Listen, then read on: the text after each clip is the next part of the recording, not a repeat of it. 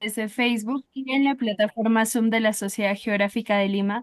Bienvenidos a una sesión más, hoy 13 de mayo del 2025. Desde hace 38 años, la Sociedad Geográfica de Lima, fundada en 1888 por el presidente Andrés Avelino Cáceres, organiza este ciclo de capacitación y actualización de conocimientos. Para nosotros es muy importante tener entre los oyentes a profesores técnicos profesionales y ciudadanos de todo el territorio peruano. El ciclo de la temática para este año ha sido denominada Agua, Seguridad Hídrica, Actores y Territorios del Agua, para lo cual hoy día vamos a darle la pase a la presidenta de la Sociedad Geográfica de Lima para dar las palabras de bienvenida. Adelante. Muy buenas tardes con todos. Como siempre, una fiesta podernos recibir cada martes y compartir pues, todos los aprendizajes que nos brindan nuestros expositores y bueno, y compartirlos entre todos. Eh, no, nada, 2 minutos, solamente agradecerles tanto a ustedes, a los participantes cada semana, como a los expositores que hoy tenemos, que son, como siempre, de lujo, el doctor Eliberto Guevara Pérez y la doctora Sofía Castro Salvador, uno de formación ingeniero agrícola, pero luego con varias especializaciones de alto nivel en los temas hídricos, y la doctora Sofía Castro, geógrafa, pero también especializada en aspectos como la gobernanza del agua, la descentralización y otros. Entonces, realmente es un gusto poder compartir con ustedes esta tarde, o que la compartan casi con nosotros. Les agradecemos mucho y dejo el paso a recordarles que estamos ya en el segundo mes de este ciclo, que va a estar dedicado especialmente al tema de gobernanzas, políticas y normativa en torno al agua.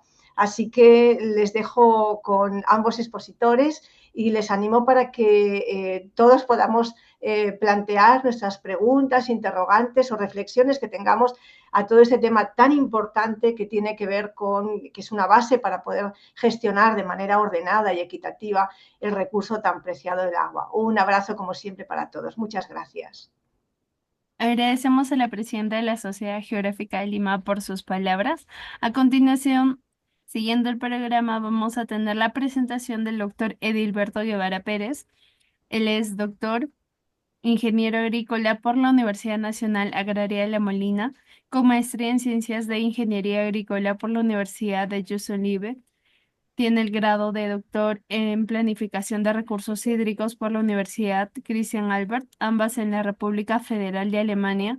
También cuenta con un posgrado en Manejo Integrado de Cuencas y Gestión Ambiental en Colorado. Es ex asesor, director de estudios de proyectos hidráulicos multisectoriales, vocal del Tribunal Nacional de Resolución de Conflictos Hídricos de la Autoridad Nacional del Agua en Perú, experto en ingeniería y gestión de recursos hídricos con más de 46 años de experiencia profesional, principalmente en hidrología y gestión de recursos hídricos, manejo de cuencas y gestión ambiental. Muy buenas tardes, doctor Edilberto Guevara. Usted tiene la palabra. Bien, muchas gracias por la presentación. En primer lugar, quisiera agradecer por la invitación a la conferencia y luego, pues, espero, como les había mencionado ya, este cambio de clima me ha afectado un poco y espero no tener problemas en estos 30 minutos con la garganta. El tema que tenemos es evolución del derecho de aguas y aproximación a la solución de controversias hídricas en el país, ¿no? Y la agenda es esta. Vamos a hablar una rápida introducción y luego veremos los antecedentes de la gestión de recursos hídricos y la evolución del derecho de aguas y también el Perú, ¿no? Y finalmente vamos a resumir el modelo de gestión del Perú, ¿no? Tanto en su institucionalidad como en su normatividad, ¿ok? Y unas rápidas conclusiones. Muy bien, entonces, para empezar con el agua, pues el agua es el recurso indispensable. Sin el agua no es posible la vida en el planeta. Pero el agua tiene un proceso de formación y, por supuesto, es un recurso que desde que se formó está ahí, ¿no? Entonces, aquí unas gráficas rápidas que debe ser importante para los geógrafos desde los inicios cuáles son los orígenes. El planeta, una galaxia, y luego lentamente se va formando el planeta Tierra hasta que constituye esta esfera que la tenemos actualmente y hace pues unos 4.500 millones de años todavía recién se está formando el vapor de agua, ¿no? Y unos 3.500 millones ya se ve que tenemos el vapor de agua y por supuesto se constituyen los océanos también, ¿no? Y finalmente nuestro planeta pues es denominado planeta azul por los primeros astronautas que que salieron al espacio porque lo veían azul. Ahora no sé si todavía se ve igual de azul porque desde esa época hasta ahora ha habido muchos impactos ambientales y creo que más está gris que azul, ¿no? Sí. Y es nuestra responsabilidad velar porque se devuelva ese estado natural de azul. Entonces, esta es la Tierra como lo tenemos ahora, pero su evolución está aquí en esta gráfica, ¿no? No voy a entrar en detalles, simplemente como van a tener la presentación, pueden ver los detalles. Nosotros entramos en acción acá apenas unos cuantos decenas de años, digamos. Como hombre moderno, pues 30.000 años nada más, ¿no? Y somos de la época cenozoica y dentro de eso del cuaternario, ¿no? Y como ven, ahí está la evolución de todas las especies. Primero se pretende que la vida nació en el mar, en el agua, y de ahí fue saliendo por procesos de evolución hasta que llegó el hombre. Entonces, por eso es que Tales de Mileto decía, pues, en agua somos y en agua nos convertiremos, en contraposición a lo que dice la Biblia, en polvo somos y en polvo nos convertiremos, ¿no? Muy bien, entonces esta es la antigüedad, como eran sí, el principio de todo es el agua, todo está hecho de agua y en agua no volvemos, bueno, Tales de Mileto, ¿sí? Bien. Muy bien, entonces ha habido un proceso, digamos, pasando del Homo sapiens, de la época de los antigua hasta llegar pues al Homo sapiens, y finalmente a la edad industrial, que es la edad industrial que se llama la I.O., en la época industrial cero, inclusive podríamos dejar hasta el desarrollo industrial 2 1 o 2, ¿no? Luego se ha seguido la evolución hasta la edad industrial 3 4 y finalmente no sé si es una evolución o tal vez empieza un proceso de involución donde ya estamos prácticamente en la edad de la industria 4 5, ¿no? 4 actualmente y 5 es la que se perfila en el futuro reciente, ¿no? O más próximo. Bueno, entonces aquí, por supuesto que llama la atención porque si ahora en nuestra sociedad, cuando uno va caminando por la calle, lo que encuentra es zombies manejando un celular, ¿no? Entonces yo no sé, parece que tuvieron un tercer ojo en la frente porque hay menos accidentes de choques y porque parece que esquivan los objetos. Sin embargo, en la prensa se ve, en los medios se ve cómo hay accidentes por este uso del celular en forma permanente, ido de los medios. Bueno, entonces así el planeta se ha convertido en lo que es ahora. Bueno, tal vez no sea tan bonito como esta lámina, pero eso es lo que teníamos y lo que demuestra es que después de que se formó, pues, toda la biosfera, etcétera, todo ha habido, hay cambios. Y los cambios son las características que tiene el clima, que el clima no es más que la manifestación promedia de las variables que constituyen el clima, temperatura, humedad, vapor del agua, presión, etcétera, ¿no? Entonces, pues, esos parámetros varían porque la Tierra rota alrededor del Sol y también rota alrededor de su eje. Entonces, esos cambios hacen esa rotación hace que los cambios sean pues determinísticos, es decir, están siempre ahí, son periódicos, determinísticos, ¿ok? Y en cambio, pues hay también variables hidrológicas que cambian por influencia de otros factores. Entonces serían los estocásticos, ¿no? Que son impredecibles, no son periódicos. ¿Sí? Sí.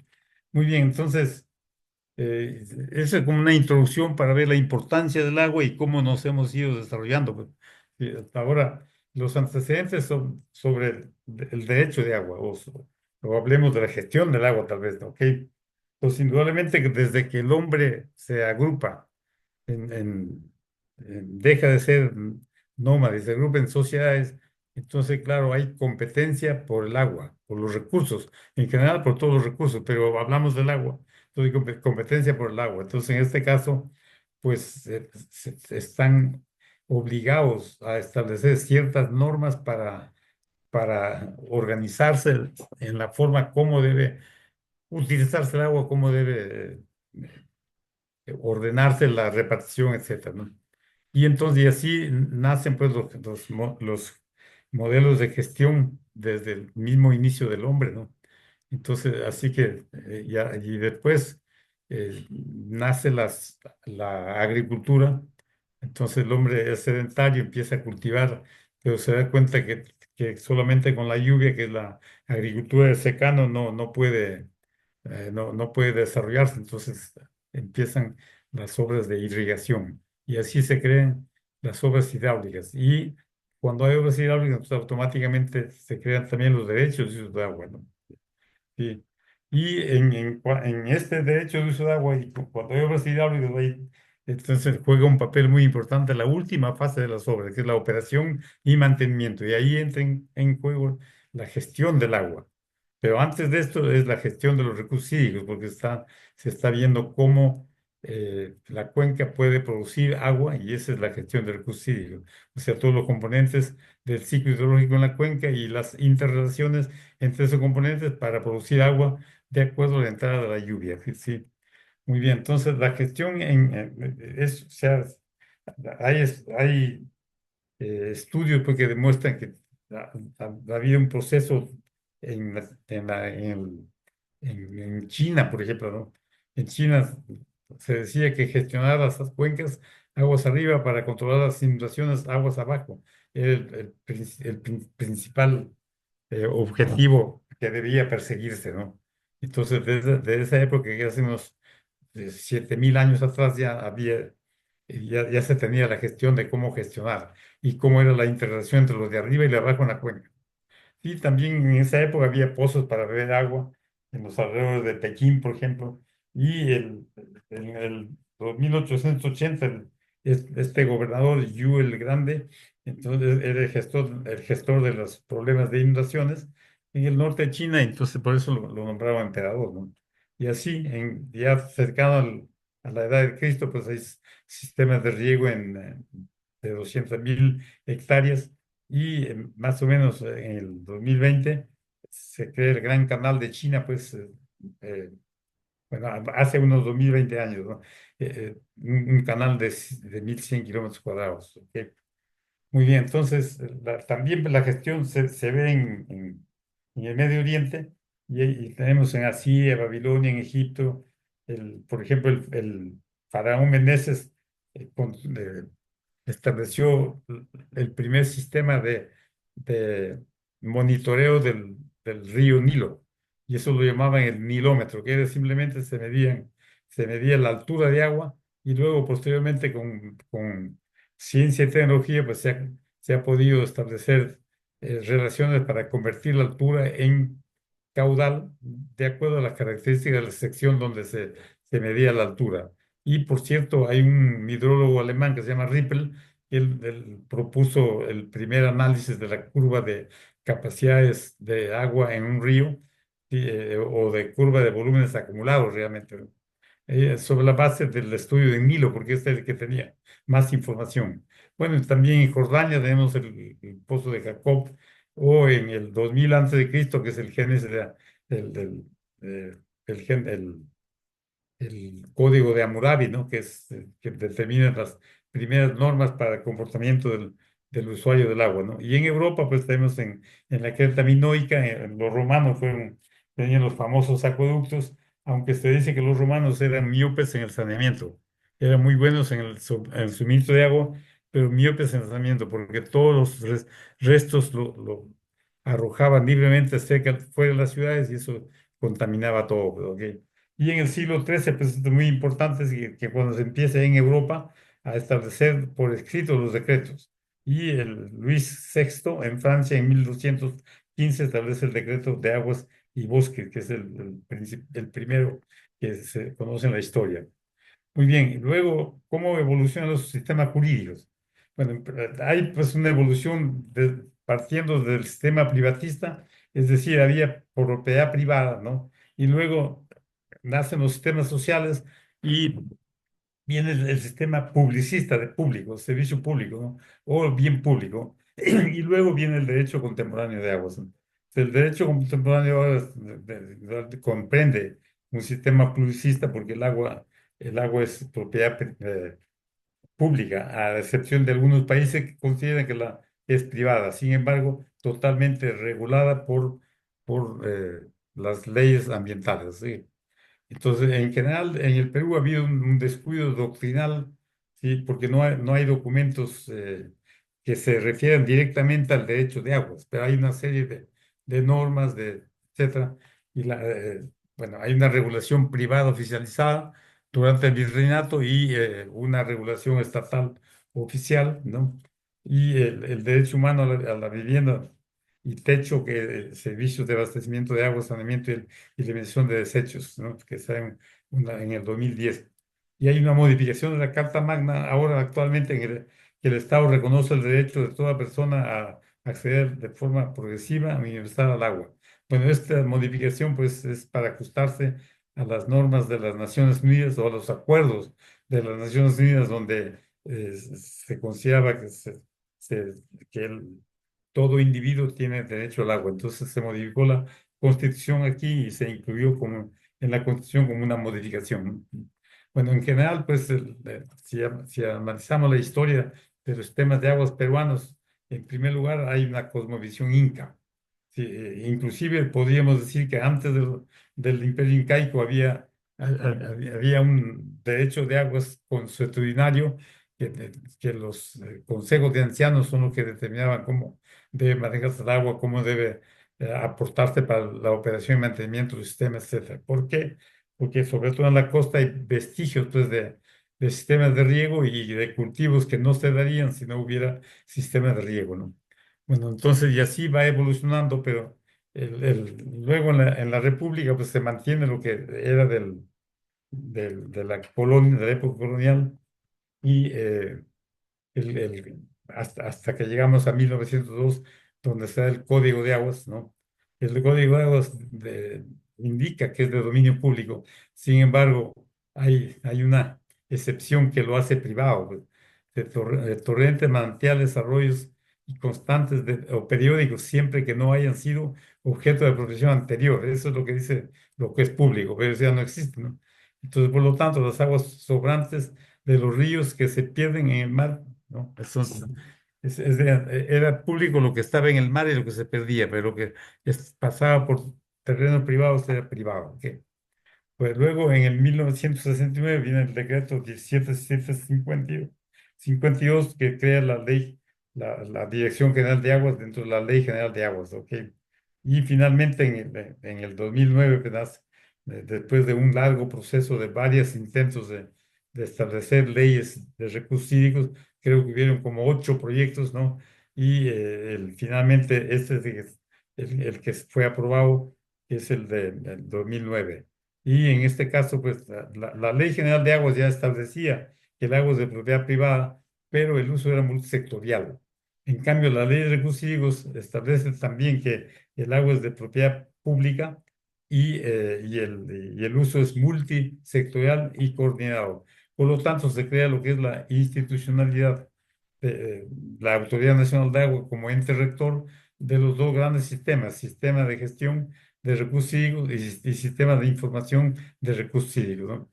Y bueno, un poco los antecedentes de cómo se hace, cómo se resuelven las controversias hídricas en el país, ¿no? Bueno, hay pues un desarrollo también en cuanto a las controversias hídricas. Por ejemplo, en la época pre-incaica o incaica, pues era el curaca el que decidía, ¿no? El jefe, ¿no? Entonces se guiaba por la cosmología andina, ¿no? El Consejo de Ancianos. Luego vienen los jueces de agua de Corongo, que también se mantienen hasta ahora como una cuestión folclórica reconocida por las Naciones Unidas como un patrimonio de la nación, ¿ok? Luego la cultura inca pues establece normas de convivencia, pues no sé si realmente son ciertas, algunos creen que no son ciertas, pero vamos a decir que sí porque nos conviene, ¿no? Ama Sua, ama aquella y ama Yuya, ¿no? O sea, no seas ladrón, no seas ocioso y no seas mentiroso. Bueno, eso y se aplica pues también para la gestión de recursos hídricos, ¿no? Y también tenemos antecedentes de la época media, de la Edad Media de los tribunales de aguas de Valencia en España, ¿no? Sí, ellos se reúnen todavía más para el turismo en la Catedral de Valencia y para deliberar sobre los casos de los casos de controversias hídricas. Pero hay el Consejo de Hombres Buenos de la Huerta de Murcia, que está al sur de Valencia, esa sí, sí tiene vigencia. Inclusive hay antecedentes de la Corte Suprema de Justicia de España que ha dado la razón a las decisiones de este Tribunal de los Hombres Buenos de Murcia, ¿ok? Y finalmente tenemos el Tribunal Latinoamericano del Agua, que está en Costa Rica, pero es más, se orienta hacia temas ambientales, ¿no? Sí, y sus resoluciones no son vinculantes. Y finalmente en el Perú ya tenemos el Tribunal Nacional del Agua de la ANA, pues, ¿no? Entonces, bueno, estos son cómo se llevó a cabo las controversias, sí, cómo se resuelven. Normalmente pues, siempre ha habido una o dos instancias y en el caso del Perú, el Tribunal Nacional de Aguas, pues son detalles de lo que he dicho. En el caso del Tribunal de Aguas, pues hay el reglamento de la ley de recursos hídricos que establece que el, el agua, la ANA es el ente rector, ya lo dije ya, y la ANA pues está adscrita a vivienda, perdón, a agricultura, ¿no? Sí, sin embargo, pues tiene que coordinar con otros ministerios en cuanto a la institucionalidad, ¿no?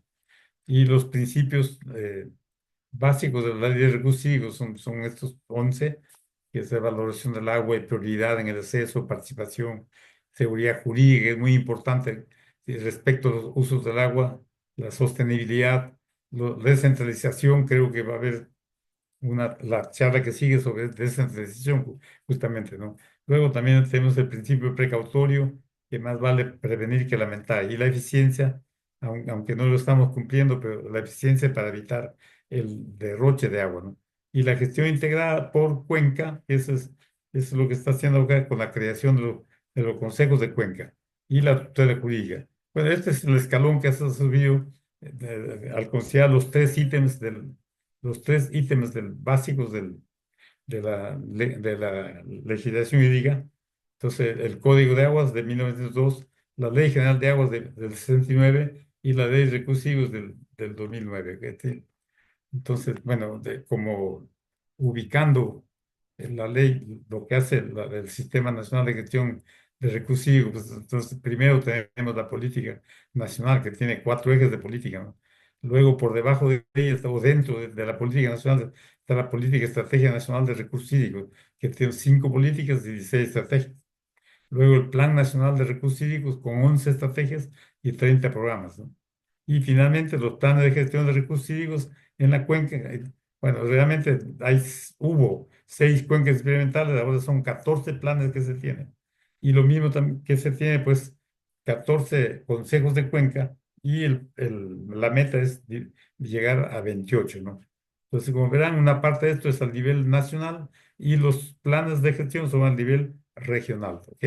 Bueno, este es el mismo sistema, el mismo gráfico que está ya digregado en otra forma, donde se ve el ente rector acá, los ministerios que deben o están coordinados por el ente rector y los órganos técnicos también que deben ser coordinados por el ente rector y los usuarios, finalmente. Y sus entidades subnacionales pues son los gobiernos regionales, locales, comunidades, etcétera. ¿Ok? Muy bien, entonces, ¿y cuáles son las instancias administrativas en la solución del problema? Bueno, en el Código de Aguas eran las comunidades de regantes, ¿no? Actuaban como órganos de primera instancia administrativa, ¿no? Y, y luego también tenían los procedimientos del sindicato regantes, que también era primera instancia, ¿ok? Y el gobierno supremo, o sea, el despacho de fomento, porque el- la, el- la Dirección General de Aguas del Código de 1902 establecía que está adscrito al Ministerio de Fomento, ¿no? Entonces, el Ministerio de Fomento era como el despacho de fomento se llamaba, era la última instancia administrativa. ¿Ya? Y por supuesto hay alguna instancia judicial después, ¿no? Sí.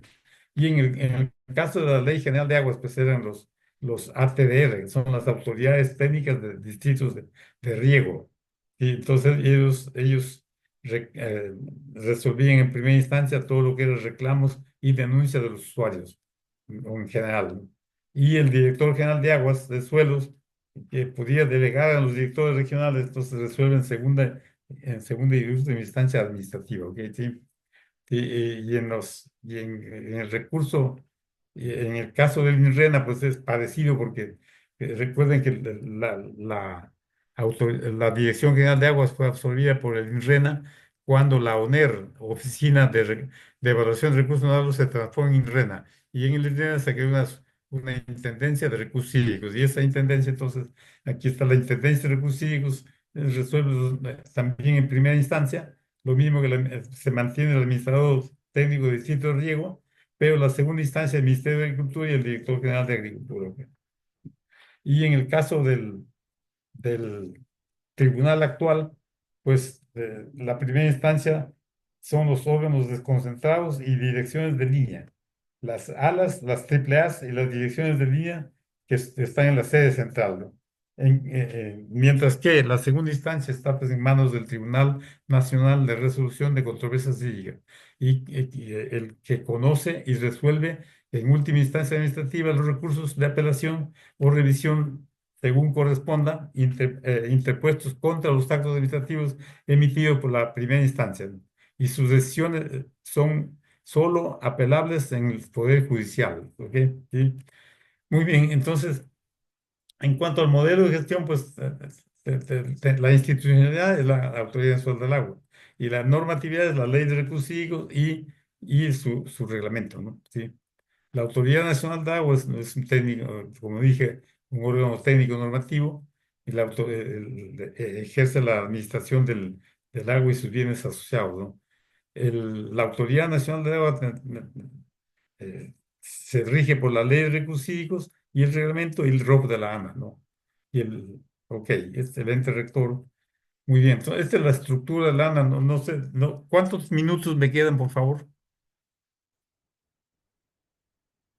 ¿Me dan cinco Ya- minutos? Sí, sí, sí, por favor, continúe, no hay Ok, problema. como empezamos un poquito tarde, ok, muy bien. Entonces, la estructura orgánica de la Autoridad Nacional del Agua es esta, ¿no? Y aquí refleja todo lo que hemos estado hablando sobre la ley de recursos hídricos. Tiene un consejo directivo que está conformado por miembros multisectoriales, vienen de todos los sectores que tienen que ver con el agua, ¿ok? ¿Sí? Entonces, esa es la diferencia con la Dirección General de Aguas del 69.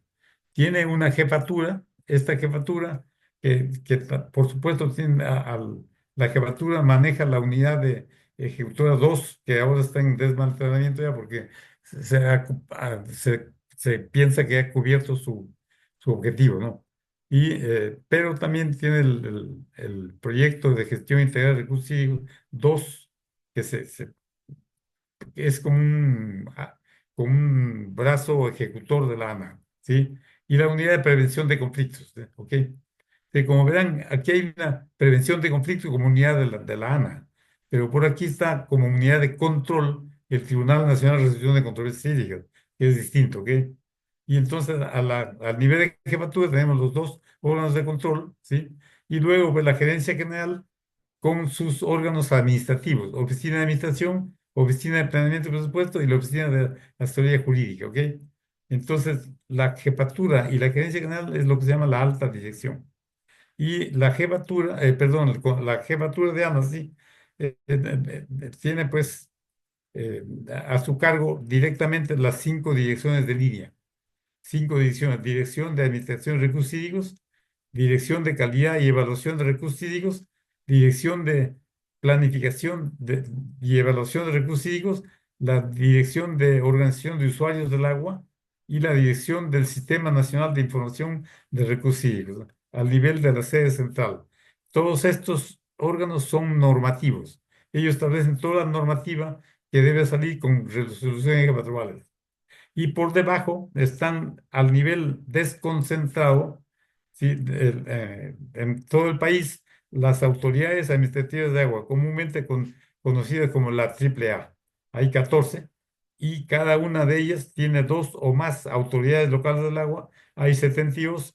Sí, creo que que tiene más alas es la de Cajamarca, que es de Marañón. Bueno, y luego también hay algunas oficinas de enlace para, para eh, pueblos muy lejanos, muy apartados, donde no se puede, pues, donde hay usuarios, pero no se puede establecer una oficina porque es muy costoso, ¿ok? Y por el otro lado están, pues, los consejos de recursos hídricos de Cuenca, ¿sí? Que tienen una secretaría técnica, y hay 14 constituidos y van a ser 28, ¿ok? Sí. Entonces ellos trabajan para hacer los planes de gestión del recurso hídrico por la cuenca, ¿no? Claro, en coordinación con la autoridad y por supuesto sobre la directiva de los gobiernos regionales, ¿no? Y ahora bien, para concluir ya, el Tribunal Nacional de Resolución de Controversias, como les dije, es la última instancia administrativa. ¿Y qué hace? Sobre las reclamaciones y recursos contra los actos administrativos emitidos por los órganos de concentrados de línea, y es autónomo, solamente depende económicamente de la ANA, pero funcionalmente no tiene nada que ver. El jefe de la ANA no puede dar instrucciones al Consejo, ¿ok? Entonces es autónomo y tiene competencia nacional. Sus decisiones solo pueden ser impugnadas en la vía judicial. Está conformado por 5 vocales y 2 salas, ¿no? Los vocales son nombrados por periodos, bueno, pues de acuerdo a un concurso de credenciales, un periodo de 3 años, ¿no? El tribunal cuenta con una secretaría técnica también y inició sus actividades en el 2014, ¿sí? Y su organización y composición son definidas en el reglamento interno. Es el mismo tribunal elabora sus. Ok, las funciones ya les he dicho en lo que decía y más o menos lo mismo. Ahora, ¿de dónde vienen los expedientes que evalúa el tribunal en segunda instancia? Primero, de las 14 AAAs que están marcadas aquí en el mapa de la izquierda.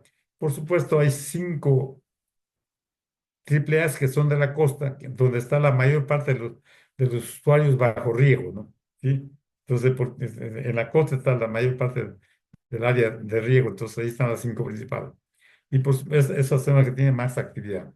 También vienen, por supuesto, de las alas, los recursos de operación de las alas, ¿sí? Y de las divisiones de línea, siendo la que más relación tiene con el tribunal, la división de calidad, porque la división de calidad resuelve, da la certificación de los instrumentos de gestión ambiental para todos los proyectos de desarrollo del país. Entonces, todos los proyectos de desarrollo pasan después que el estudio de impacto ambiental ha sido aprobado en el sector correspondiente. Entonces, pasa por la Autoridad Nacional del Agua para darle la certificación con respecto al agua.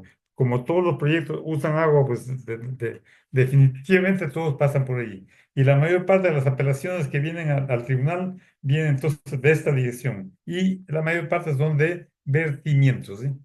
Y estadísticas, un resumen de las estadísticas. Bueno, hasta ahora, hasta el 2024, digamos, hemos resuelto 11.000 casos, 11.025 casos. Y de esos, lo pueden ver en la tabla o en el pastel de esos, pues, procedimientos administrativos sancionados han sido 35, ¿no? El derecho de uso de agua, 38.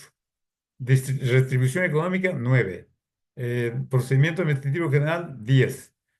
Organización de usuarios, 1, y autorización de renovación de vertimientos, 1, y otras materias cualquiera que no estén en la lista, 6.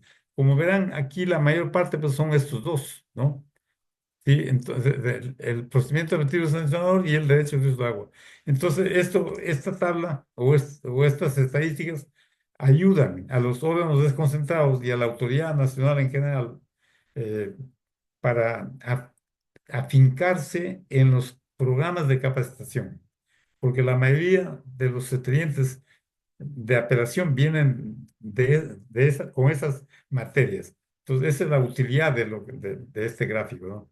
Entonces, ellos tienen que, bueno, ya ha sido comunicado a los órganos, entonces ellos tratan de minimizar esos problemas que no vengan acá, ¿ok? Bueno, son simplemente detalles de la distribución a lo largo del país, ¿no? Sí. Muy bien, entonces, conclusiones, hay unas conclusiones, bueno, en realidad sobre la institucionalidad, pues haría falta una reingeniería para perfeccionar la institucionalidad, ¿no? Y sobre la institucionalidad, bueno, también podría haber más claridad en algunas cosas, tal vez hay una revisión de la ley de recursos hídricos, ¿sí? Y luego sobre la controversia, pues es las consecuencias de estilos de gestión, ¿sí? Se dan cuenta, ¿por qué pongo esto? Porque resulta que dos controversias pueden tener dos orígenes distintos y debía haber uniformidad a nivel nacional, ¿no? O sea, todas las triple A y las alas tienen que trabajar en forma homogénea, decidir lo mismo. A lo que me refiero es que a veces tenemos una multa de una unidad tributaria para para un empresario grande y cuatro unidades tributarias para un pequeño agricultor de 1 o 2 hectáreas. A eso me refiero cuando digo es el estilo de gestión, no se está gestionando uniformemente. ¿No? Y pues tanto la Autoridad Nacional del Agua como el tribunal ya tienen un reconocimiento internacional y están siendo objeto de estudio, inclusive en Chile, donde la propiedad del agua es privada. Ahora están analizando qué pueden aprender de lo nuestro, ¿sí? Y así entonces ya tiene un reconocimiento, ¿ok? Y ese reconocimiento también se va a manifestar como favorable para la inclusión del Perú en la OECD, ¿no? ¿Sí? Bueno, hay fortalezas y debilidades, pues, que debería ser producto de la institucionalidad. Muy bien, con eso lo quería traeros ahora y muchas gracias por la atención.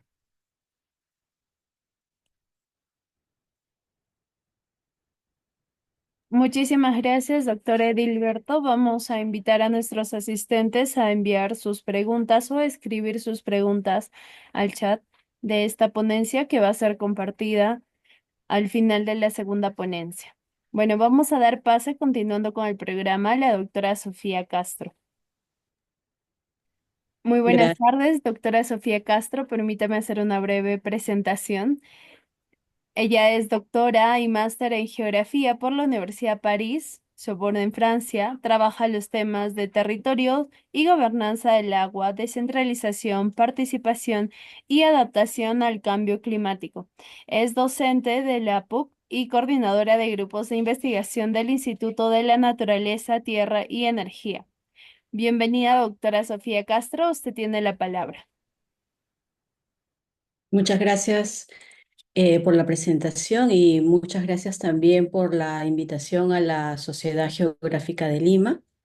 Agradezco también al doctor Aldiberto por haber hecho esta introducción sobre la institucionalidad de, el agua en el Perú. Eso me va a permitir ahorrar un poquito de tiempo en algunas láminas que he puesto aquí. Por favor, ¿me podrían confirmar si ven mi pantalla completa? Sí, muy bien. Perfecto, muchas gracias. Bien, yo voy a presentar algunos de los resultados que hice en el marco de mi tesis doctoral, que terminé en el año 2023 en la Universidad de París I, Panteón Sorbonne. Y en aquella oportunidad yo trabajé el tema de la descentralización y la construcción de los territorios de agua y me centré en dos casos particulares. El caso de las cuencas de Lima, las tres, o las cuatro, mejor dicho, Chillón, Rima, Lurín y Chilca, y la cuenca o las cuencas de Piura, la cuenca de Piura y la cuenca de Chira, ¿no? Ambas cuencas, digamos, transfronterizas, sobre todo la de Piura. Lo que yo voy a comentarles durante mi presentación va a seguir este orden. Voy a hablar un poco de la problemática, las categorías de análisis que utilicé para mi estudio, para mi tesis, los territorios de estudio donde realicé la investigación, algunos resultados principales y finalmente algunas conclusiones.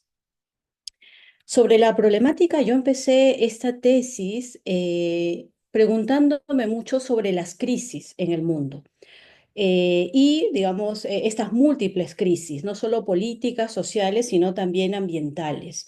Y muchas de las respuestas frente a estas crisis globales desde el Estado era la implementación de algunas políticas públicas, algunas de ellas muy relacionadas con el tema de la descentralización. La descentralización, pero en un contexto bastante particular.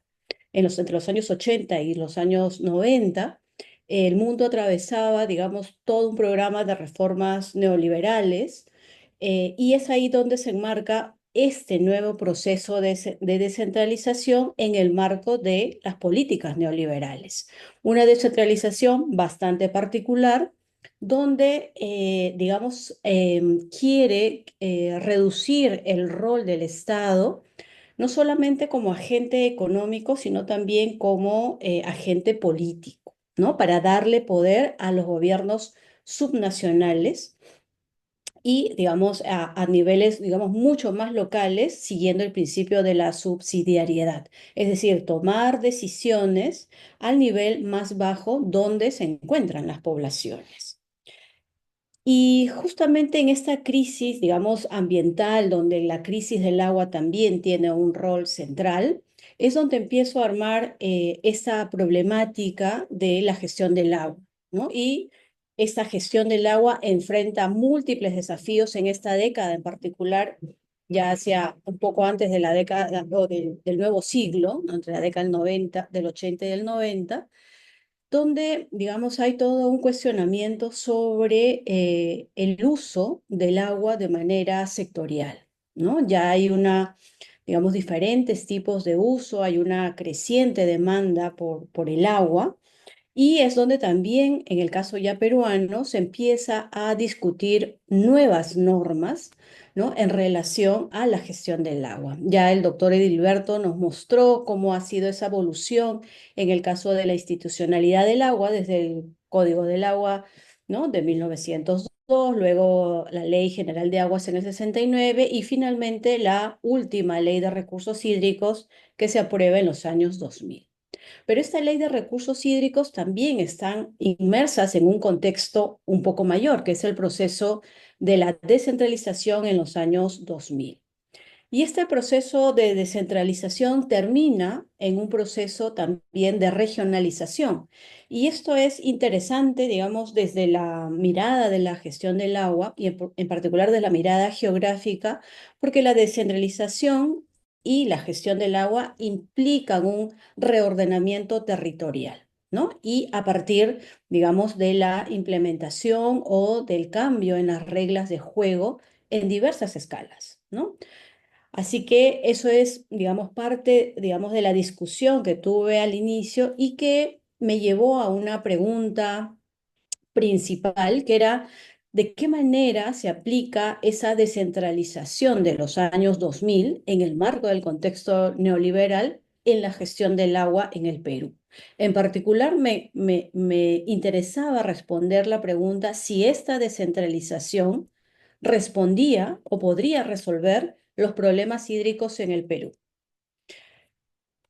Y lo otro que me interesaba ver es esta necesidad o interés de mirar, digamos, cómo las políticas públicas que se diseñan a un nivel central están conectados o no con las decisiones y las necesidades a un nivel local, ¿no? Y eso es lo que trato de responder a lo largo de la tesis. Pero algo interesante y necesario para mí para poder luego llegar a conclusiones sobre si esta descentralización ayudó o no a los problemas hídricos del Perú, era preguntar qué es la descentralización y cómo la entendemos. Y la descentralización es un proceso político, ¿no? Y este proceso político necesita de una transferencia de poderes. Y esto es bien importante porque la descentralización necesita transferir competencias y poderes del nivel central hacia el nivel local. Y para hacer esa transferencia de poderes se necesita varios requisitos. Uno es que exista un sistema de representación de calidad. es decir, que haya legitimidad entre aquellas autoridades subnacionales que empiezan a tener autonomía y poder en las decisiones en esa escala. Y justamente esto último es la segunda condición, las autonomías. Para que los poderes locales puedan tomar decisiones a ese nivel y se cumpla la descentralización, necesitan tener autonomía financiera, ¿no? Es decir, capacidad de tener recursos y lograr los objetivos que se están proponiendo. Lo otro, autonomía técnica, que es bien importante tener las capacidades locales en ese nivel. Y finalmente la autonomía jurídica. Entonces son requisitos importantes para que la descentralización pueda lograrse y pueda darse de manera real. Si no, no estamos hablando de descentralización, sino de otro tipo de gestión. ¿Y esta descentralización qué significa? Uno, reconocer la existencia de otros gobiernos subnacionales o de otros organismos colectivos, locales, que puedan tomar decisiones. Y lo segundo, y esto es súper importante, que hay una manera de compartir poder entre el Estado, el gobierno central y estos organismos locales, ¿no? Y eso es importante porque eso es justamente lo que no se ha logrado en el caso peruano, ¿no? Y yo decía que estas condiciones y este requisito o estos requisitos son importantes porque aquí hay que diferenciar descentralización de desconcentración. Y en este cuadrito, digamos, lo que trato de resumir, digamos, de manera muy sucinta, es estas diferencias. La descentralización es la transferencia de poder de decisión, ¿no?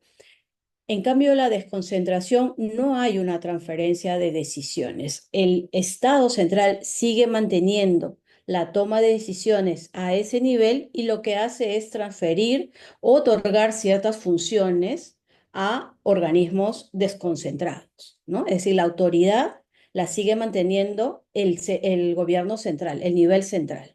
Y el gobierno central designa a una autoridad para que tenga presencia en a un nivel local, ¿de acuerdo? La delocalización es otro tipo, otro concepto muy ligado y a veces hay una confusión entre estos conceptos, pero la delocalización significa el desplazamiento de las oficinas o de las infraestructuras, muy relacionado con el tema anterior. Y en el caso de la delegación también es transferir algunas funciones, pero que en algún momento el gobierno central puede solicitar se les devuelva estas funciones. En el caso de la descentralización es transferir la función, la competencia a un gobierno subnacional de manera permanente. Y la otra clave para poder entender o diferenciar la descentralización de la desconcentración y los otros conceptos es a quién responde estas autoridades. En el caso de la descentralización, los electores o las autoridades deben responder a los electores que le eligen, ¿no? El presidente, ¿no? Tiene la obligación de responder a sus votantes a nivel nacional. Los gobernadores regionales tienen, ¿no? la obligación de responder a los electores que van a votar por ellos a nivel regional, en cada región, ¿no? En el caso de la desconcentración, de localización, no es los electores a los que debe responder, sino al jefe central o al jefe directo que designa esta autoridad, ¿no? Entonces, esas son, digamos, dos cuestiones importantes. En una hay transferencia de poder y autonomía en las decisiones y en las otras no. Y con ese marco, digamos, de la descentralización es que identifico tres grandes variables que son las que me van a acompañar durante esta investigación. Uno tiene que ver con la organización territorial, ¿no? Es decir, tanto la gestión del agua como el proceso de descentralización implican un reordenamiento del territorio, ¿no? Una construcción digamos, de límites. Y para eso me ayudo mucho de la rama de la geografía política, ¿no? De los territorios, de la delimitación de fronteras, de encontrar las sedes o los centros de poder producto, digamos, de esta territorialización de ambas políticas públicas. El segundo elemento es las reglas de juego, las normas o las instituciones, ¿no? Y finalmente la participación de los actores en la toma de decisiones, ¿no? Y para estos dos últimos me voy a centrar mucho en la geografía del poder y en la geopolítica local, ¿no? Y la geopolítica local es bastante interesante porque no es, digamos, la geopolítica como la entendemos solo como las tensiones entre estados, ¿no? Entre países, sino estos conflictos también se pueden dar a un nivel local y la geopolítica local en ese sentido me ayuda a entender estos conflictos, ¿no? A mirar estas cuestiones del agua a partir de la diversidad de sus escalas espaciales, temporales, pero también a mirar las prácticas y las estrategias que despliegan los actores y la manera como van construyendo o deconstruyendo los territorios del agua. Entonces, a partir, digamos, de estas tres ramas de la geografía es que empiezo a investigar y analizar el tema de la descentralización y la gestión del agua. Y un primer elemento es la pluralidad de escalas, ¿no? Y esto es bastante importante porque, digamos, el agua es como la gestión del agua es como un gran laboratorio que me permite también entender cómo funciona la sociedad, cómo toman las decisiones los actores, quién diseña las normas, quién toma las decisiones, qué arreglos institucionales se van a dar entre estos actores para que la gestión fluya. En algunos casos nos vamos a dar cuenta que no es tan fácil porque tienen que haber muchos acuerdos institucionales o arreglos, y esto va a variar de acuerdo a una escala temporal. La cotidianidad nos va a mostrar, y es lo que yo aprendí, digamos, en el campo con las cuencas que elegí, nos permitió entender que la cotidianidad en la gestión del agua no es sencillo. Eso implica mucha jerarquía en la toma de decisiones, pero también muchos arreglos a nivel local, para que fluya no solo el sistema, sino también fluya el propio recurso.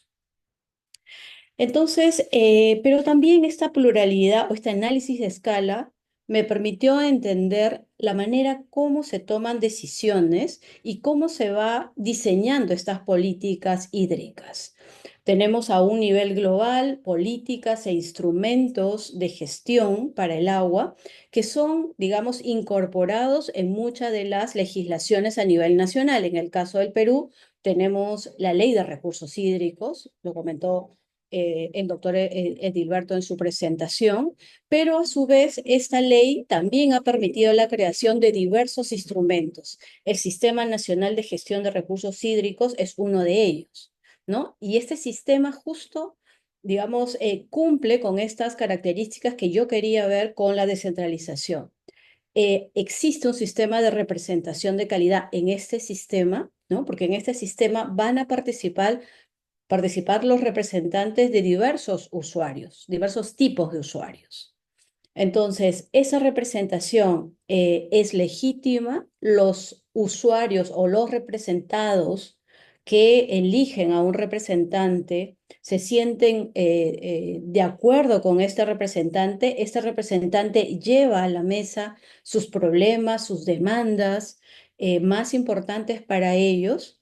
Y digamos, análisis a nivel nacional es lo que también luego yo hago a un análisis más regional y a un análisis a nivel de cuenca y a nivel local, ¿no? Y esto es lo interesante del agua, que me permite hacer un juego de escalas a nivel de cuencas, a nivel de valle, a nivel de distrito, a nivel regional, etcétera. Porque también, digamos, los instrumentos tienen, digamos, esa característica de las escalas, ¿no? Pueden estar en diversas escalas y, por lo tanto, los actores van a interactuar en diversas escalas. Entonces, esta pluralidad de escalas me permitió entender, ¿no? Todos estos juegos de escalas y las interacciones entre los actores. Aquí, por ejemplo, a un nivel de cuenca tenemos lo que señalaba el doctor Eliberto, los consejos de recursos hídricos de Cuenca. Instrumento interesante, importante, diseñado por la Autoridad Nacional del Agua como instrumento de descentralización. Sin embargo, sigue siendo un órgano desconcentrado de la ANA. No tiene la autonomía financiera, no tiene autonomía jurídica, ¿no? Entonces no cumple con algunos de estos requisitos que la descentralización está señalando. Y aquí también para poder entender cómo ha sido la evolución de la gestión del agua en el último siglo, ¿no? El doctor Edilberto lo mencionó muy bien, yo lo hice a nivel de una línea de tiempo que me permitió encontrar tres momentos claves, ¿no? Durante, digamos, los primeros 60, 70 años, o perdón, durante los primeros 30 años, si quieren, hay una gestión, como él llamaba, más privatista, ¿no? Si bien el agua se consideró desde un inicio como un bien público, en estos años el primero que usaba el agua o la prioridad del agua lo tenían los hacendados, los grandes hacendados, ¿no? Entonces era como una suerte de bien privado en la práctica, ¿no? Pero luego ya con la reforma agraria, el control del agua ya no estaba en las manos de los hacendados, sino pasa al control del gobierno central, del Estado, ¿no? Y en ese momento se diseña una gobernanza bastante particular. Solamente se tenían dos ministerios en ese momento relacionados con el tema del agua. La calidad del agua, por ejemplo, lo veía el Ministerio de Salud y el Ministerio Agrario de ese momento veía los usos del agua, principalmente el agua de río. Pero ya en la década de los 90, cuando empiezan estas grandes crisis que les mencioné al inicio de mi exposición, empieza también a haber una demanda desde los otros usos de agua o de los otros usuarios del agua. Y es ahí donde empieza a discutirse la necesidad de tener una nueva ley de recursos hídricos, ¿no? Es así como después de varios años, varias décadas, se promulga, se aprueba una nueva ley en el año 2009. ¿No? Y esta nueva ley trae, digamos, muchos instrumentos, un modelo de gestión también bastante particular, que digamos, se diseñó en las esferas globales y que se trata de implementar a una escala nacional y luego a escalas subnacionales, ¿no? Como el Consejo de Recursos Hídricos que le mencioné y también otros instrumentos como los derechos de uso de agua. Y digamos ya hasta el momento, ¿no? Por ejemplo, con el caso de los recursos hídricos, Consejo de Recursos Hídricos, como mencionó el doctor Edilberto, se tienen 14 creados, ¿no? Y con la idea de crear algunos más. Entonces, pero ya con esta nueva ley de recursos hídricos y un poquito antes de su aprobación, la gobernanza del agua se fue complejizando un poco más, ¿no? Justamente por la necesidad de atender diversos usos del agua.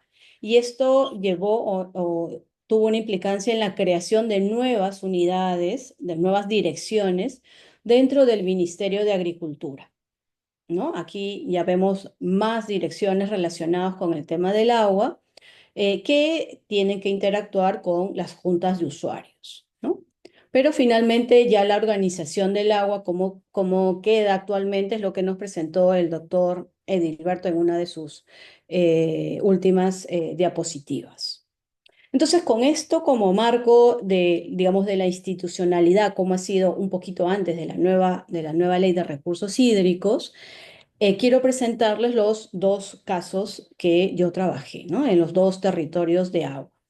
Uno, como les contaba, era o fue en la cuenca del Chira-Piura. Y esto es una cuenca bastante interesante, ¿no? El río Chira es un río transfronterizo, principalmente depende de la zona andina del Ecuador, es un río bastante regular, ¿no? Que casi todo el año tiene agua, mientras que el río Piura, que se encuentra dentro de la misma región de Piura, es un río bastante irregular, ¿no? Entonces ya hace muchos años, en la década de los 50, se empieza a pensar en cómo dotarle de agua a este río que tiene, digamos, una irregularidad bastante marcada, ¿no? Entonces se empiezan a construir un trasvase, una transferencia al interior de una región hidrográfica, en ese caso el Pacífico, pero de una cuenca a la otra, ¿no? Es decir, del río Chira hacia el río Piura. Y también la construcción de un gran reservorio de Poechos para almacenar el agua y poder derivarlo hacia el lado del río Piura. Es así como se alimenta los grandes campos de cultivo del medio y bajo Piura, por ejemplo. Y en estas cuencas del Chira Piura trabajé a nivel de distrito, a nivel de caseríos y a nivel de los propios consejos de recursos hídricos, en ese caso del Chira Piura.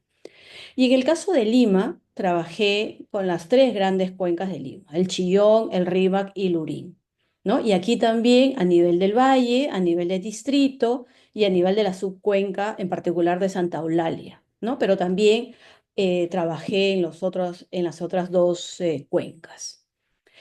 Y además, digamos, de esta mirada espacial, me interesaba también mirar la escala temporal, ¿no? Justamente porque mi interés era en estas dos políticas públicas importantes. Por un lado, el marco hídrico o la política hídrica y la política de la descentralización, ¿no? Por eso es que me centré en los años 2000 en adelante, ¿no? Pero también era importante conocer un poco cómo había venido este proceso tanto de la gestión del agua como de la descentralización. La descentralización me interesaba aplicarlo o analizarlo en un país que históricamente tiene, digamos, una característica de ser muy centralista, ¿no?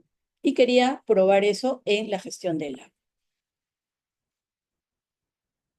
Entonces, con esos lentes, digamos, de la descentralización, es que empiezo a analizar estos territorios. Yo realicé más de 100 entrevistas, principalmente mi metodología era cualitativa, observación participante, entrevistas a profundidad, hice algunos mapeos participativos para poder entender, digamos, el territorio, ¿no? Y, digamos, numerosas salidas de campo a las zonas de estudio. Bueno, no me detengo en eso porque ya lo explicó muy bien el doctor Edilberto, pero solamente quiero mencionar mi interés en mirar, digamos, dos espacios. El espacio de la gestión del agua, que es la autoridad administrativa del agua y la administración local del agua. Y el espacio de participación, que es el Consejo de Recursos Hídricos de Cuenca. Y uno de los primeros temas que me llamó mucho la atención es cómo, digamos, las políticas hídricas y de descentralización también territorializan, digamos, estos espacios. Lo que vemos aquí en el lado derecho es, en primer lugar, la región de Piura. En el caso de la descentralización del Perú, se hizo también un proceso de regionalización, pero no, digamos, no se logró formar macroregiones. Entonces, lo que tenemos actualmente es que un departamento es igual a una región, salvo el caso de Lima, ¿no? En el caso de Piura, el departamento de Piura coincide con la región de Piura. Pero en el caso de Lima, tenemos que el departamento de Lima tiene tres regiones. La región Callao, la región Lima Metropolitana, que funciona, que le tiene atribuciones como un gobierno regional, y las provincias de Lima que forman la región Lima, ¿no? Entonces tenemos ahí tres gobernadores dentro de un mismo departamento. Y además a este territorio ya de la región le superponemos, digamos, los territorios de la gestión y de la participación del agua. En este caso, por ejemplo, en el mapa de Piura, casi el 80% de la región de Piura está, digamos, cubierta por el territorio de la participación, es decir, del límite del Consejo de Recursos Hídricos de Cuenca. En el caso de los consejos, un consejo tiene que conformarse, digamos, en términos de los límites, por lo menos con los límites de una autoridad local del agua. En el caso de Piura está conformado por 4 espacios de gestión: la autoridad local del Chira, el ala San Lorenzo, el ala Alto Piura y el ala del Medio y Bajo Piura. ¿De acuerdo? Entonces ahí tenemos 4 alas. Y la autoridad administrativa del agua es es una extensión mucho mayor que la región de Piura. Involucra Tumbes y también Lambayeque, que es la AAA Jequetepeque Zarumilla. Pero su sede central está aquí en Piura. Entonces, lo que encontramos aquí en Piura es es una centralización, pero en una escala no nacional, sino, en este caso, regional. Porque en Piura y en la ciudad de Piura se concentraban muchos poderes o tomas de decisión. En el caso, por ejemplo, de la AAA, su sede central estaba aquí. Y cualquier problema o cualquier trámite grande, digamos, que se quería realizar un usuario en Tumbes o en Lambayeque, tenían que ir hasta la sede de Piura, a pesar de que tienen sus autoridades desconcentradas. Pero de acuerdo al tipo de trámite, a veces no era posible hacerlo en nuestras oficinas desconcentradas, sino tenían que ir hasta la ciudad de Piura. Por eso hablo de una centralización en otra escala, ¿no?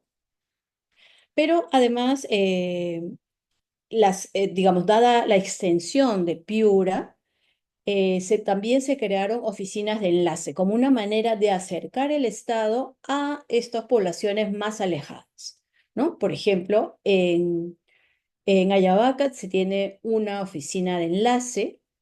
En Canchaque, ¿no? Lo que está más cerca de Huancabamba, también se creó otra oficina de enlace. En Chulucanas igualmente y en Tambo Grande otra. Entonces, digamos, son estrategias territoriales para acercar el Estado a la población, en este caso a los usuarios de agua, ¿no? Entonces, aquí hay una superposición de territorios, pero también de funciones. Y a veces estos han entrado, digamos, en tensiones, ¿no? Porque eh, cada uno, digamos, tiene sus propios objetivos, sus propios intereses. Aquí no he superpuesto los límites distritales, pero también, digamos, entran en esta superposición de territorios, y tampoco he puesto aquí, pero que están muy presentes, las comunidades campesinas, ¿no? Entonces, tenemos ahí una gran superposición de territorios. Y por el otro lado, en el caso de Lima es bastante diferente el caso. Yo les mencionaba que hay 3 gobiernos regionales y, perdón, y en el caso de Lima tenemos un Consejo de Recursos Hídricos que abarca una sola ala, pero es una ala bastante extensa en territorio, que es la ala Chillón, Rímac y Lurín, ¿no? Entonces, coincide exactamente. Y al interior están las municipalidades, están también muchas comunidades campesinas, etcétera, ¿no? Y los diversos usos de agua. En el caso de Piura, la vocación principal del agua es agrícola. En el caso de Lima, el principal usuario de agua es poblacional, ¿no? Entonces, estamos hablando de 2 cuencas diferentes, ¿no? Con instrumentos similares, ¿no? Lo interesante también en el caso de Piura es que es una cuenca transfronteriza. Y bueno, entonces esto me permitió, digamos, entrar un poquito a este tema de la interacción de actores, ¿no? En diversos territorios, ¿no? Que se van a ir superponiendo, pero también, digamos, superponiendo sus propios intereses y objetivos. Bien, entonces yo les comentaba al inicio que a mí me interesaba, además, digamos, de la escala espacial, mirar también la escala temporal. Y ya como resultados, digamos, finales, dividí este resultado en 2 partes, ¿no? Que tiene que ver con la escala temporal. La gestión del agua en tiempos, digamos, normales y la gestión del agua en tiempos de crisis. Entonces, en ambos casos me permitió ver cómo es que la descentralización entra en juego, ¿no? Y qué otros elementos de la participación, de la organización territorial, de los juegos de actores, ¿no? Digamos, me permitían entender este funcionamiento. Para el caso de los tiempos normales o de la cotidianidad de la gestión del agua, encontré, digamos, dificultades en el día a día, pero también arreglos institucionales entre los actores que permitían que el sistema del agua fluyera. Y elegí dos casos aquí para mostrar eso. Uno, en el caso de Piura, me centré entre el reservorio de Poechos y el valle del Bajo Piura, ¿no? Es decir, el territorio del proyecto especial Chira-Piura. Algo que no mencioné en estos dos mapas es que además tenemos infraestructuras hídricas bastante grandes en estos dos territorios de agua. ¿No? Ambas tienen cuencas reguladas. La cuenca del Chira es una cuenca regulada por el proyecto especial Chira-Piura y en el caso del Rímac también es una cuenca regulada por la presencia de las centrales hidroeléctricas y del propio CEAPAL que ha construido, digamos, infraestructura para poder abastecer de agua potable y por parte de la energía, generar, digamos, esta energía para el sistema interconectado.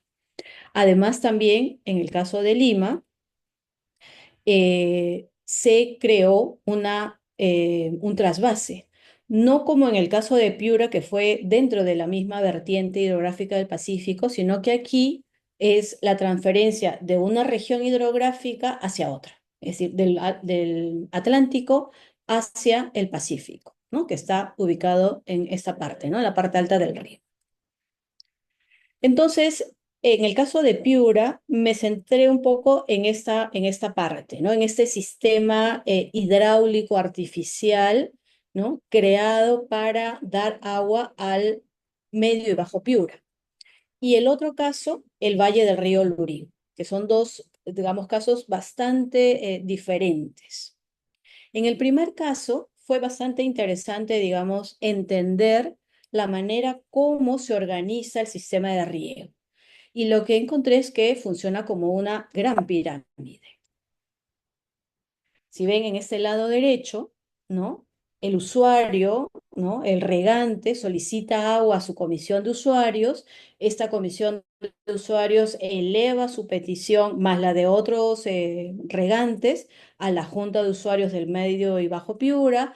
Luego esta junta, junto con otras 3 juntas más, lo deriva a la Autoridad Local del Agua del Medio y Bajo Piura y esta a su vez al Proyecto Especial Chira Piura. ¿No? Yo les decía que por la presencia de este proyecto es que esta cuenca es regulada. Entonces el proyecto lo que hace es analizar esa demanda de agua y hacer algunos ajustes dependiendo de la estación, dependiendo de la cantidad de agua que tiene el reservorio de Poechos, que está aquí.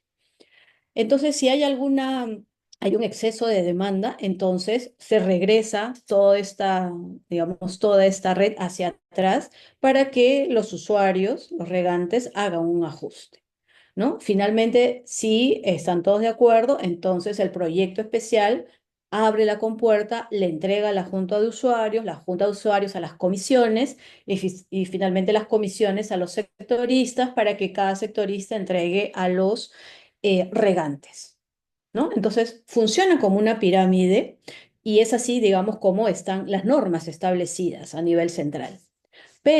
Y esto funciona en una semana, ¿no?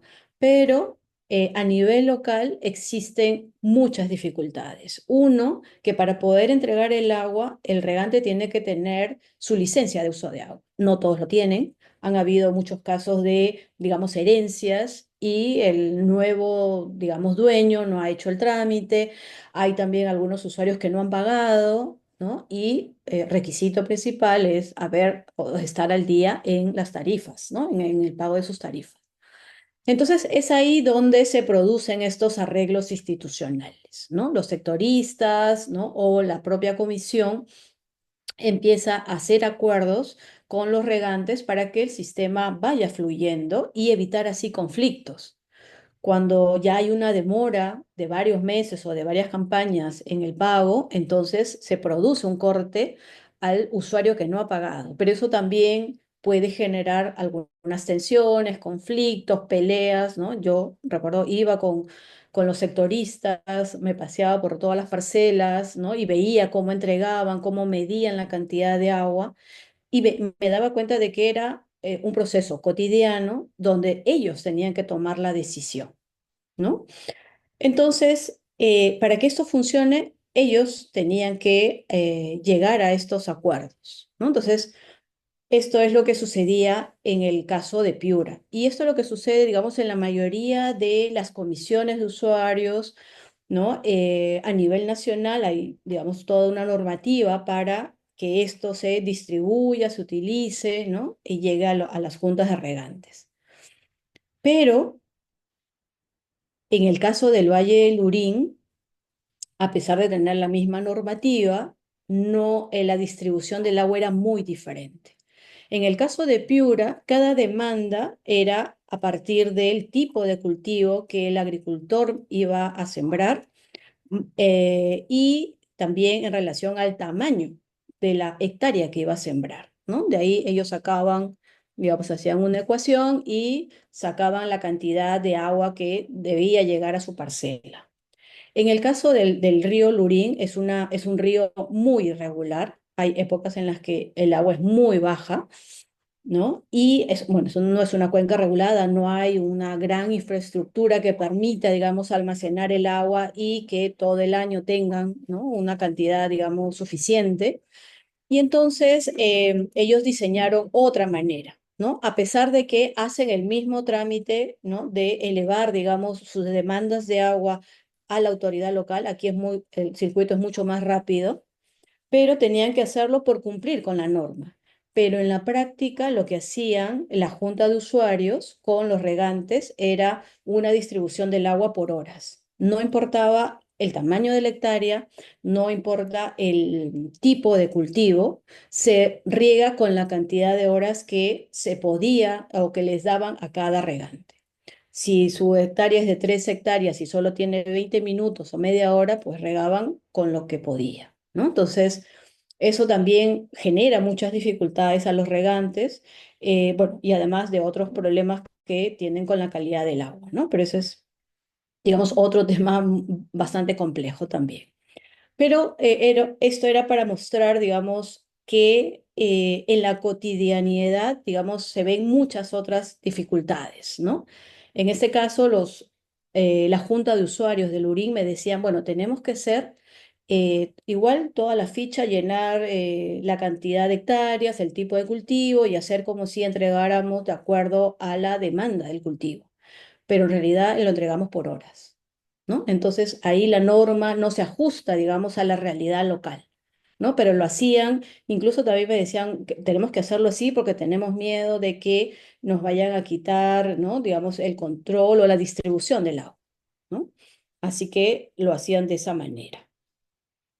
Y eso es, digamos, en el caso de tiempos normales, ¿no? Entonces ya vienen enfrentando varios problemas. Bueno, además también me contaban de problemas en el pago, ¿no? Del robo del agua, ¿no? Como no todos tienen la cantidad de agua suficiente para sus parcelas, me decían que había muchos robos de agua, ¿no? Entonces en las noches rompían la compuerta, sacaban el agua y en fin, había muchas tensiones que se iban dando en el día a día. Y en tiempos de crisis aparecen otros problemas, ¿no?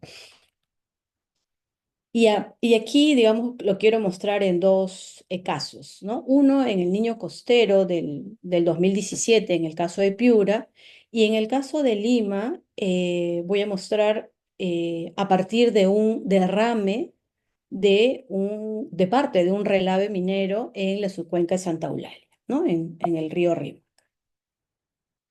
En el caso del niño costero, ustedes recordarán que Piura es una zona, digamos, bastante vulnerable frente a a este tipo de fenómenos como es el niño.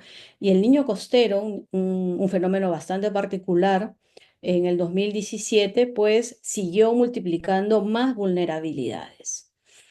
No solamente en el caso digamos, de las viviendas reasentadas, ¿no? Porque muchas de las viviendas fueron inundadas y por lo tanto se construyeron campamentos alrededor de la carretera para que sea un refugio temporal, sino también a nivel de la propia actividad productiva. ¿no? En relación a las viviendas, yo aprendí, ¿sabe? Justo empezaba la tesis y me tocó el niño costero.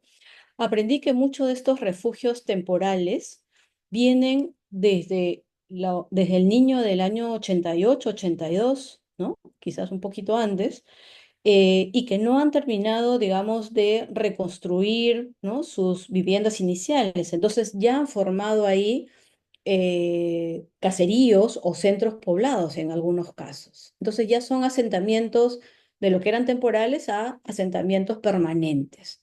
Y con el niño costero se han sumado nuevos refugios. Yo regresé luego en el año 18, luego en el año 21 para seguir con el trabajo de campo, y lo que estos refugios que fueron del 2017, lo que iba a ser de una temporalidad de 6 meses, pues ya habían pasado 3, 4 años y seguían ahí. Y ya empezaron a cambiar sus viviendas de materiales, digamos, esos materiales, digamos, muy digamos, frágiles a otro tipo de materiales ya un poquito más elaborados, más, no concretos, pero sí ya más permanentes, ¿no? Ya estaban solicitando acceso a canalizaciones de agua, ya estaban construyendo colegios, entonces también muchos de ellos ya se estaban asentando sobre la carretera y con un horizonte a permanecer, digamos, más tiempo de lo esperado, ¿no?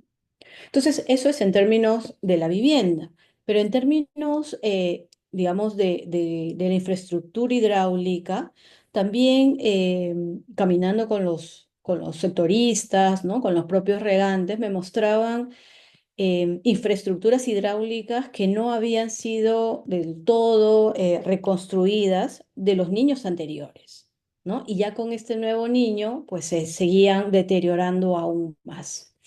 Entonces, además, digamos, de perder los cultivos que ya tenían instalado, esto implicó también ya no fue una emergencia regional, sino nacional, ¿no? Y a nivel del gobierno central, esto implicó también la creación de una autoridad de reconstrucción, ¿no? Pero en un primer tiempo, y aquí en este mapa que he construido, digamos, para ver escalas temporales del desastre o en este caso, bueno, ya es el desastre, una primera respuesta, ¿no? de emergencia frente a este problema es, digamos, la ayuda humanitaria, ¿no? Liderada principalmente por un organismo de Naciones Unidas que coordina directamente con el gobierno regional, pero en particular con el gobierno local. Pero luego, ya en una etapa de recuperación, interviene, pero no pasa mucho tiempo, interviene ya el Sistema Nacional de Gestión de Riesgo de Desastres, ¿no? Liderado por el Ministerio de Defensa. Pero también, digamos, como se está afectando a las infraestructuras hidráulicas, también tenemos un Sistema Nacional de Gestión de Recursos Hídricos, ¿no? Con, digamos, toda esta institucionalidad que les mencioné hace un momento, ¿no? Entonces, y además se crea una nueva autoridad para enfrentar este problema, ¿no? En lo que es en la etapa de la reconstrucción. Pero digamos, lo que se ve en este mapa es que los sistemas tanto de riesgo de desastres como el Sistema Nacional de Gestión de Recursos Hídricos no conversan, ¿no? Y esa autoridad de reconstrucción con cambios tampoco, digamos, es el puente que ayude a mejorar las condiciones de una región con este problema del niño costero. Entonces, la ayuda humanitaria y la emergencia se centra, digamos, a nivel central, ¿no? Y lo que encontré lo que encontré en este caso es que en vez de una mejora, digamos, a nivel local, de una respuesta local, digamos, se concretó y se visibilizó claramente es la centralización, ¿no? Incluso toda la ayuda humanitaria pasaba por el Estado. Y bueno, hay otras instituciones que ayudan, pero en realidad sigue siendo el gobierno central el que toma decisiones en este estado de emergencia, ¿no? que finalmente no termina de resolver. Luego volví a Piura años después, en el año 2022, y los problemas seguían siendo los mismos. No se había resuelto, ¿no? Lo que esperaba que la Autoridad de Reconstrucción con Cambios resolviera, por lo menos los canales principales no se hicieron. Fue, digamos, acción colectiva de las juntas de usuarios y de algunos otros actores que pudieron apoyar en esta emergencia. Y en el caso de Lima, también lo que encontré es una centralización en la toma de decisiones. Aquí lo que pasó es que hubo un derrame en la parte alta de la cuenca de Santulalia, producto de las lluvias, no intensas en ese momento, sino ya que venían acumulándose año tras año, pues se debilitó una de las paredes del relave y cae, ¿no? Cae justo a un afluente que llega al río Santa Eulalia. El río Santa Eulalia luego se une con el río Rímac y, disculpen que se pasa acá, solito se pasa esto, y que finalmente llega al río Rímac y llega a la planta de la latarjea de Sedapal, ¿no? Cuando ocurre esto, Sedapal se da cuenta porque siempre está monitoreando la calidad del agua que llega a su planta de captación y encontró que sí habían elevados niveles de metales pesados, ¿no? Y inmediatamente actúa con, digamos, un sistema de tratamiento mucho más fuerte. Eso eleva sus costos de operación, ¿no? De mantenimiento, de limpieza, digamos, del agua que llega, casi en un 30%, recuerdo. Y, digamos, se activa, digamos, también todo un sistema de respuesta de los actores, ¿no? En este caso, de actores locales, que son los que avisan de este problema, ¿no? Se crea una mesa o un grupo de trabajo temporal frente a este problema y han estado como un año, digamos, discutiendo quién es el responsable de arreglar este problema, porque su preocupación era qué pasa en la siguiente lluvia, en la siguiente temporada de lluvia, otra vez van a tener el mismo problema. Entonces, en las mesas donde ellos se han logrado encontrar, y aquí, digamos, el Consejo de Recursos Hídricos tuvo, digamos, un papel importante porque logró articular a todos los actores, porque habían actores que estaban desarticulados, los logra juntar en una mesa y empiezan, digamos, a discutir soluciones de corto plazo, de mediano y largo plazo, ¿no? Y finalmente, hasta donde estudié el caso, hasta el año 23, es que se llegó a la idea de elaborar una ficha técnica, elaborado o aprobado por el Ministerio de Energía y Minas, para, digamos, de alguna manera proteger, digamos, ese relave y evitar futuros inundaciones, ¿no? Pero finalmente la decisión termina nuevamente a un nivel central, ¿no? El gobierno local no tenía o no tiene el recurso financiero para poder recuperar, ¿no? Lo que cayó también cerca a un bofedal, ¿no? No tenía las posibilidades de desviar el agua, lo hicieron de manera muy artesanal, querían aplanar el terreno, necesitaban gasolina para eso. El municipio les prestó su tractor, pero no tenían la gasolina. El gobierno regional decía, bueno, yo les puedo apoyar, pero no tengo la competencia, eso le corresponde al Ministerio de Energía y Minas. Entonces, nuevamente, el problema o la solución quedó en manos del gobierno central. De ahí ya no seguí el caso, pero para mí era, digamos, hasta ese momento, ver, digamos, que en tiempos de crisis la centralización se acentúa, ¿no? Y esa es, digamos, una de las conclusiones a las que llego, ¿no? Tanto, digamos, estas perturbaciones internas como es el niño costero y otras externas al sistema hídrico como es este derrame, lo que se ve aquí es una acentuación de la centralización, es decir, una recentralización. Y en tiempos normales lo que se observa es una desconexión entre las políticas, ¿no? Que digamos, se diseñan a nivel central y las prácticas, decisiones y necesidades a una escala local, ¿no? Sin embargo, las poblaciones locales tienen, digamos, algunas fuerzas para poder salir, digamos, de estas crisis, ¿no? Y eso es lo que, digamos, veo una cierta resiliencia, ¿no? En estos territorios de agua. Entonces, es posible encontrar algunas debilidades, como lo que he mostrado, pero también algunas fortalezas a nivel de las propias organizaciones y de los propios actores que permiten funcionar los sistemas hídricos. Y eso es, digamos, lo que quería mostrarles. Les agradezco mucho por su atención.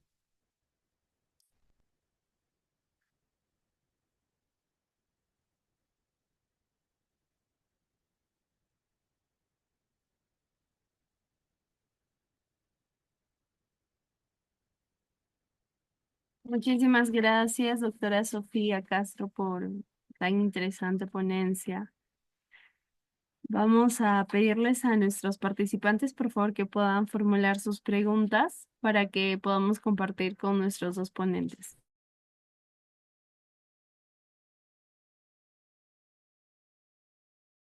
Y si alguien quiere hablar o compartir algún comentario con el micro dentro de la sala, no hay problema.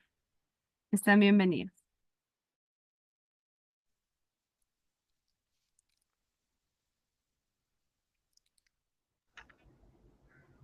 Bueno, quisiera hacer un comentario. Buenas noches, Henry, adelante, José, adelante. gracias. Compleja la situación. Primero empezaré por decir que las exposiciones en realidad han estado dentro del marco de lo que se esperaba, son buenas y nos ratifica el concepto de la descentralización con que ya estamos a estas alturas y creo que estamos un poco peor porque hay desgobierno además y eso complica esta situación de organización en la gestión. Pero por otro lado, también quiero manifestar de que me parece que hemos estado un poco de espaldas también a un sistema educativo que no ha funcionado para nada, tanto en la universidad como en las instancias de la primaria, la secundaria, la educación básica, lo que generaliza un desconocimiento total de nuestro país. De ahí que este esfuerzo es de extremas dimensiones. Ahora tenemos un problema mayor que tenemos que solucionar.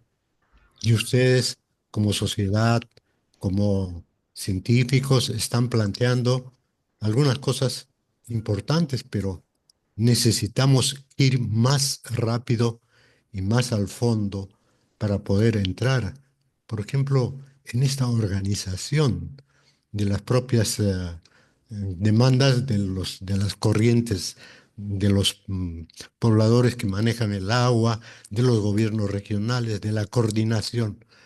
Creo que eso es una tarea fundamental que debemos aplicar permanentemente a la realidad de nuestro país, que es conocida por algunos grupos. Entonces, la acción educativa, en este caso de la sociedad geográfica, por ejemplo, tiene que priorizarse y tenemos que manejar mucho para que en el nivel político se entienda de una vez que no es cuestión de crear un organismo de infraestructura en términos generales, sino en términos específicos, con buenos estudios, bien concentrados. Igual que el agua, se nos viene después el aire y se nos vienen los elementos fundamentales de la naturaleza y la sociedad en pleno. Entonces, esas dimensiones nos están logrando, estas disertaciones, estos enfoques que estamos escuchando, nos están mostrando esa dificultad en adelante. Muchas gracias por esta exposición a los expositores, pero también gracias a la sociedad geográfica por estar apuntando bien este problema del agua que creo que es prioritario para nuestro país. Gracias. Muchísimas gracias. Aquí tenemos dos preguntas en el chat. El primero, indistintamente quien pueda y quiera contestar, nos ayudaría un montón. Mencionan lo siguiente, el gobierno central no quiere compartir el poder con las regiones, nos pregunta Edilberto Castro. ¿Se puede decir que la descentralización ha fracasado en el Perú? Otra pregunta es, ¿el Estado peruano adoptó algunas estrategias para compatibilizar el desarrollo de la minería con la gestión sostenible del agua, teniendo en cuenta el ODS 6, agua limpia y saneamiento? ¿Quién quiere responder a la consulta? Doctora Sofía, hay dos partes en la pregunta. Usted puede responder la primera y hago la segunda. ¿Qué le parece? Claro, con gusto, doctor Eliberto. ¿Quiere empezar usted? No, empiece. Ok. Eh, a ver, yo creo que eh, el Estado tiene, o sea, si bien ha adoptado políticas de descentralización varias veces y muchas de ellas no ha terminado, digamos, de cumplir los objetivos o de transferir las competencias, es que algo está sucediendo. Creo que hay algo estructural que no permite que la descentralización se logre, ¿no? Creo que, y eso tiene que ver con muchos aspectos, ¿no? Creo que algo que mencionaba el señor Henry, el tema de la educación es clave, ¿no? Cuando leía las diferentes, digamos, intentos de descentralización en el Perú, lo que encontraba era, digamos, un desconocimiento del territorio, ¿no? En general del Perú y en particular de cada una de sus localidades, ¿no? Este intento último de regionalizar o de dividir el territorio en macroregiones, creo que no fue lo suficientemente analizado.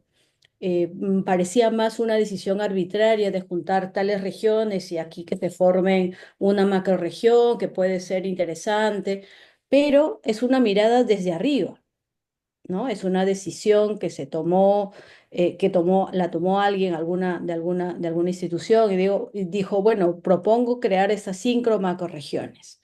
Se somete a votación y en esas regiones el resultado fue un rotundo, no queremos esa división o esa organización. Entonces, algo está pasando. Creo que no estamos leyendo o los tomadores de decisiones no están leyendo bien la lectura de los territorios para poder plantear, digamos, esa regionalización. Y lo otro tiene que ver con el Estado no termina, digamos, de compartir efectivamente todas las funciones y las autonomías. Creo que le cuesta mucho dar poder a los gobiernos subnacionales, ¿no? Controla algunos, transfiere otros.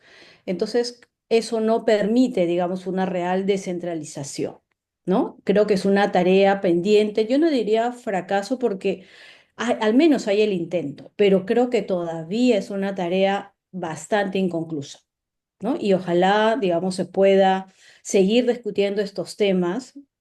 Podemos pensar que es una política de hace ya 20 años o 25 años, pero es un tema muy, muy relevante, muy actual, que creo que tenemos que seguir discutiendo en estas esferas, ¿no? ¿Ya? Ya, muy bien. Entonces voy a complementar la respuesta.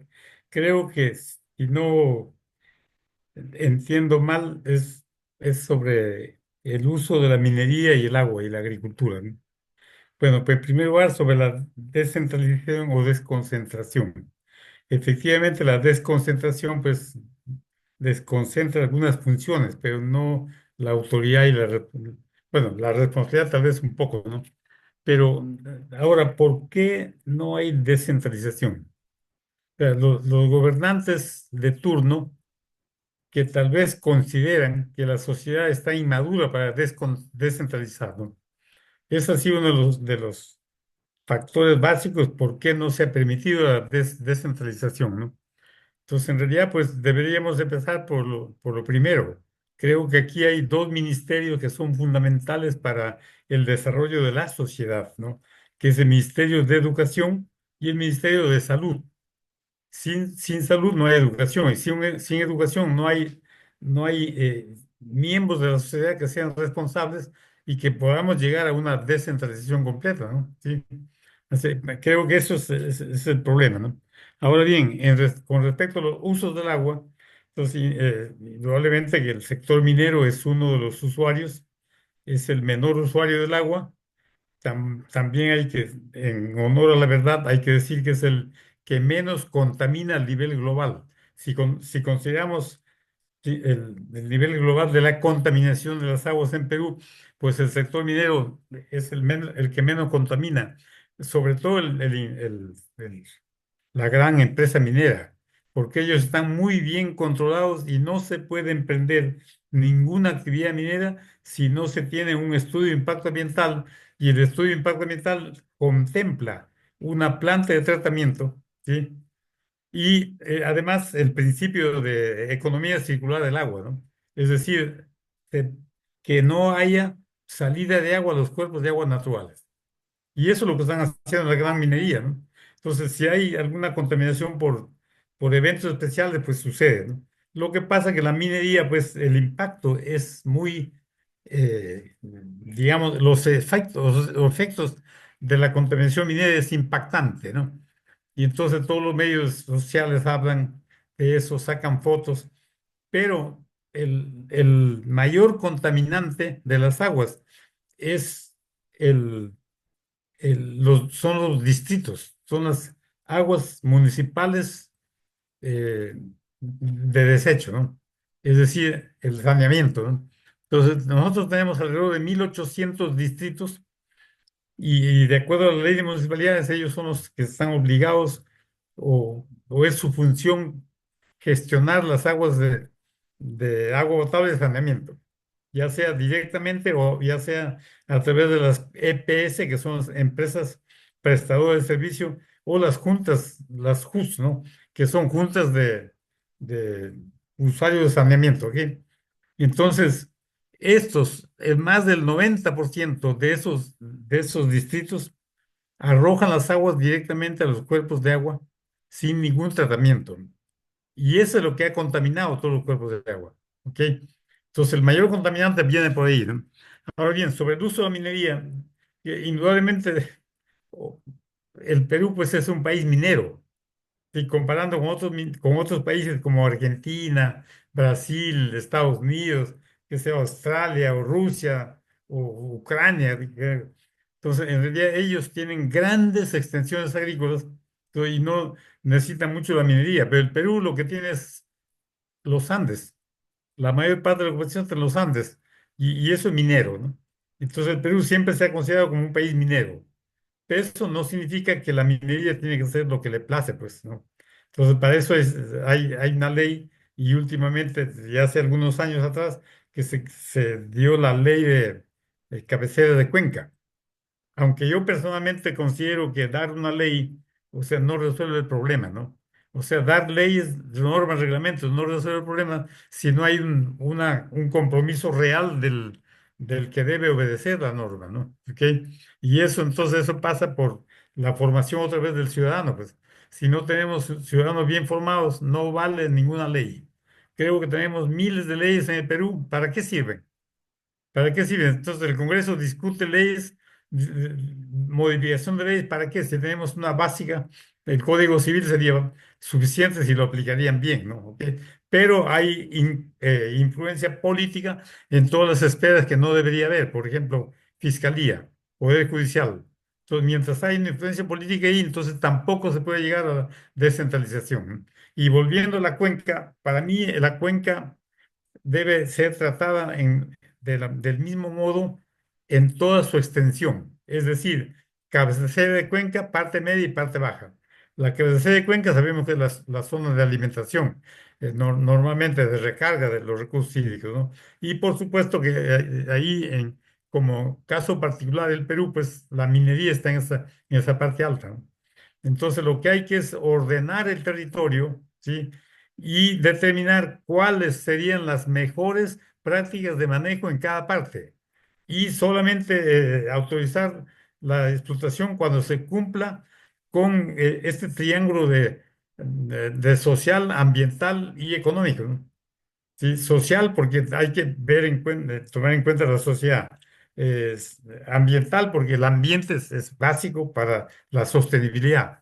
Y el económico, porque nadie va a emprender algo si no tiene algún beneficio, ¿no? Entonces, esos tres factores deben analizarse en toda la extensión de la cuenca, sí, sin necesidad de establecer leyes de cabecera de cuenca. Entonces, habrá que tener luego otra ley de parte media de la cuenca, otra de parte baja. No tiene sentido. Sí, así que para mí la cuenca es cuenca. Lo mismo que los ciudadanos son ciudadanos y por lo tanto yo no creo que debe haber, por ejemplo, un ministerio de la mujer o un ministerio del niño, un ministerio del hombre. No tiene sentido. Todos somos ciudadanos con los mismos derechos y obligaciones. Y en esto, pues, la educación debe empezar por ello. ¿Ok? Bueno, hasta ahí. Si hay alguna otra pregunta. Muchísimas gracias, doctor Edilberto, por su respuesta y también agradecer a la doctora Sofía Castro por su respuesta. Vamos a dar pase a la doctora Katarzyna Goluchowska para hacer una intervención. Muchas gracias por las exposiciones y también por las respuestas a las preguntas que son las que inquietan a la audiencia y evidentemente a la sociedad peruana. Doctor Edilberto, si este Tribunal de Nacional de Solución de Controversias Hídricas, ¿cuáles son esas controversias más frecuentes entre sectores de actividad? ¿Cierto? Usted ahora acaba de decir que el, em, quien más contamina el territorio peruano es la falta de Plantas de saneamiento en los tratamiento. distritos, ¿cierto? Plantas de Pero me tratamiento de aguas imagino, servidas. perdón, Son las plantas de tratamiento de aguas servidas no existen. que no tienen los distritos. ¿Sí? Claro. Entonces, pero ese tribunal tiene estos problemas para discutir. Tiene, porque me imagino que la principal controversia es siempre entre el sector minero y agrícola, Claro, por el ¿cierto? impacto. Sí. Y Ok, por, lo que pasa ya, en el sector agrícola y minero hay un impacto y hay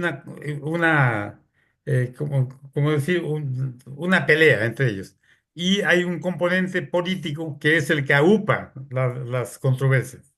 ¿Sí? Pero claro, volviendo al tribunal, el tribunal, como lo habían mencionado, resuelve en segunda y última instancia administrativa todas las controversias que llegan al tribunal. Es decir, que todos los problemas que usted está planteando primero se ven al nivel de la ALA o de la AAA, ¿sí? A nivel regional. Y para explicarlo en unas cuantas palabras del proceso, para entender cuál es la función, ¿no? Entonces, un usuario cualquiera puede introducir una queja o eh, por ejemplo, contra una minería, ¿no? Y esa queja pues tiene que ser fundamentada, ¿no? O sea, entonces lo presenta ante la ALA. La ALA lo evalúa y hace una inspección ocular y para ver si lo que él está planteando, este usuario, es real o no, ¿sí? Y entonces él hace un acta de inspección ocular y elabora un informe sobre esa inspección, ¿no? Y en el informe ya se ve cuál es el problema. Puede haber una falta o puede no haber una falta. Entonces ese informe lo eleva a la AAA y la AAA evalúa el informe. Si fuera necesario, pide información complementaria y luego resuelve sobre el caso.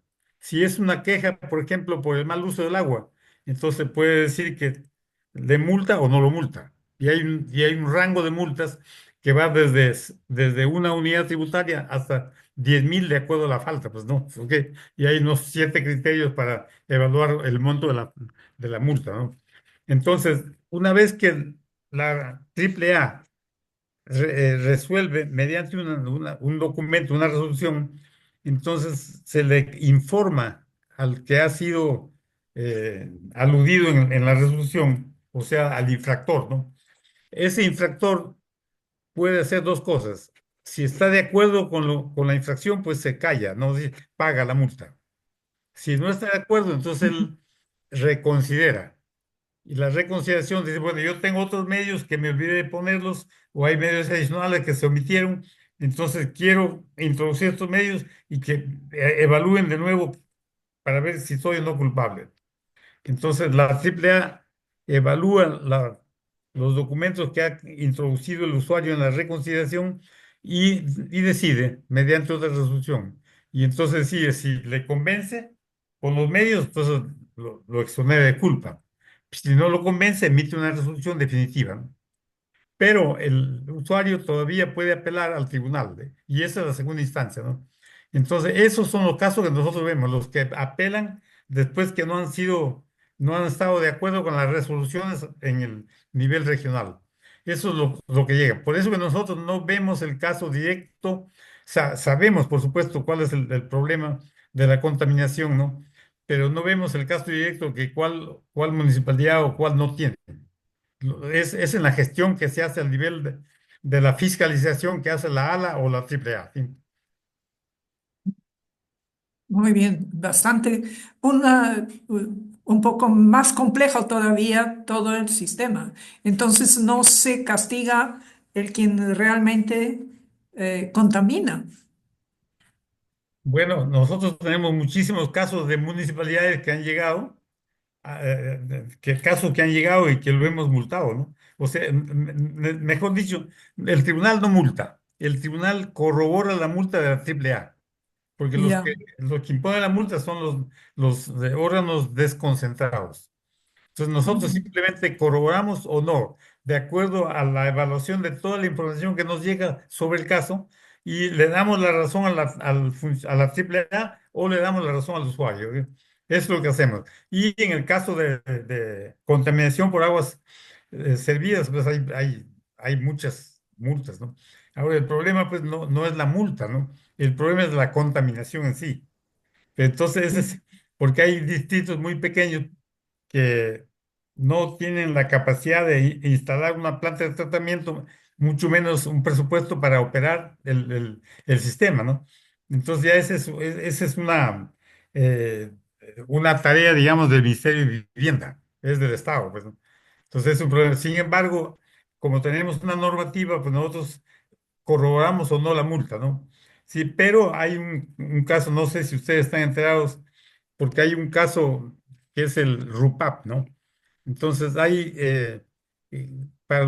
porque la contaminación es por vertimientos y todos los que tienen ese problema de los vertimientos, entonces ellos han solicitado para que les den un tiempo de adaptación, es decir, un tiempo prudencial para poder instalar sus sistemas de tratamiento para evitar la contaminación. Entonces yo no sé por qué razón, pues el Estado en esto está directamente vivienda, ¿no?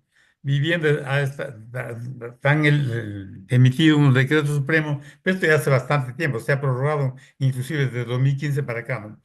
Entonces, que le exoneran a las instituciones que contaminan, ¿sí? Cuando ellos se han inscrito en este programa de adaptación o cuando se han inscrito en el programa con un plan de trabajo que dice, bueno, en tal tiempo nosotros tenemos nuestra planta y ya dejamos de verter. Y eso es un poco contradictorio, ¿no? Porque ¿cómo se puede exonerar a uno que está virtiendo directamente, que está contaminando directamente? Pero eso es lo que se ha normado, ¿no? Sí. Ya. Muy bien, muchas gracias. Fue interesante su explicación. Y bueno, para nosotros los geógrafos ese tema es también sumamente importante porque nos interesa mucho el ambiente en el cual vive el hombre y si contamina su propio entorno sin darse, no podemos decir que no se da cuenta, deben darse cuenta, pues, ¿no? Sí, hay mucha falta en este tema, especialmente en centros poblados no muy grandes, ¿cierto? Sí, muchas Sí, gracias. sí, claro, hay diferentes fuentes de contaminación, pues la de las aguas de desecho municipales son las que más contaminan, pero hay de todo tipo. Lamentablemente, yo, como decía, yo vuelvo al Ministerio de Educación, ¿no? Tiene que haber una política de formación del individuo desde el inicio, ¿no? Para no, porque hay muchos aspectos de contaminación que se deben al comportamiento del individuo frente al ambiente, ¿no? Entonces no son amigables Sí, con el ambiente, no les importa. No sé si son conscientes o no, pero en realidad hay mucha gente que le gusta estar sobre la basura, ¿no? A otra que no. sí. Pero entonces, aparte, solamente se dan cuenta de eso cuando ya cogen alguna enfermedad, nada más. Pero Ajá. necesitamos la conciencia desde niño. Pues, la ANA tiene, por supuesto, convenios con el Ministerio de Educación para cultura del agua, ¿no? Cultura del agua consiste en establecer programas de capacitación para colegios, ¿no? Escuelas, pero parece que no es suficiente porque eso es transversal. Queremos que sea tal vez vertical en el currículum, piensa que esté obligado la ética ambiental, sí, pero y no solamente pues a los niños, sino también a los padres, ¿no? Porque hay mucho, porque yo pienso que la educación básica pues se obtiene en el hogar, ¿no? ¿Sí? Entonces, no, de ahí nace todo. Entonces, pues, ya la escuela es una segunda etapa, donde más bien se adquieren todos los vicios en la escuela, ¿no? Entonces es peligroso. Entonces, yo creo que hay una gran diferencia entre la escuela de hace 50, 60 años con la escuela de ahora, ¿no? Bueno, indudablemente me estoy refiriendo a la escuela pública, ¿no es cierto? Y rural. Sí, la escuela privada no ha caído en eso, pero la escuela pública sí. Entonces, no hay formación, pues. O sea, yo no veo que en el pensum esté, por ejemplo, cursos sobre ética y moral, que antes, yo en mi época de escolar tenía esos cursos de formación cívica y moral, ¿no? Entonces yo no lo veo ahí, ¿no? Pues, y eso se nota en la calle, porque en la calle va uno, alguien lo tropieza a uno y ni siquiera dice perdón. Entonces, y así, Sí. entonces la educación es la que falta, ¿sí? Ya, muchas gracias.